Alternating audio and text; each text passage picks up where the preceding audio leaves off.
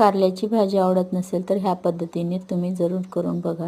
आता मी हे कारले असे बारीक बारीक कट करून घेतला, त्याला मीठ लावून ह्याच्यातलं पाणी पिळून घेतले आणि कारले असे तेल टाकून थोडंसं फ्राय करून घेतल्यात। आता भाजी बनवायची आपल्याला, तर इथं 2 चमचे तेल घेतले, तेलामध्ये कांदा घातला आहे। कांदा आपला चांगला भाजीपर्यंत इथं मसाला बनवून घ्यायचा। मसाल्यामध्ये मी खोबर आणि टमॅटोचं असं ग्रेव्ही बनवून घेतलं आहे। ग्रेव्हीला असं चांगलं तेल सुटले। आता ह्याच्यामध्ये मसाले घालून घ्यायचे। 1 चमचा धना पावडर, 1 चमचा हळदी पावडर, 1 चमचा गरम मसाला आणि 2 चमचे मिरची पावडर आणि थोडंसंच मीठ घालायचं, कारण की आपण अगोदर मीठ घातले।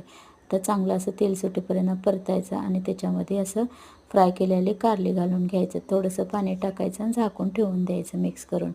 तुम्हाला व्हिडिओ कसा वाटला लाईक करा, शेअर करा, सबस्क्राईब करायला विसरू नका। आता कोथिंबीर टाकून गरमागरम भाकरीसोबत खायचं। व्हिडिओला सबस्क्राईब नक्की करा, चॅनलला लाईक करा।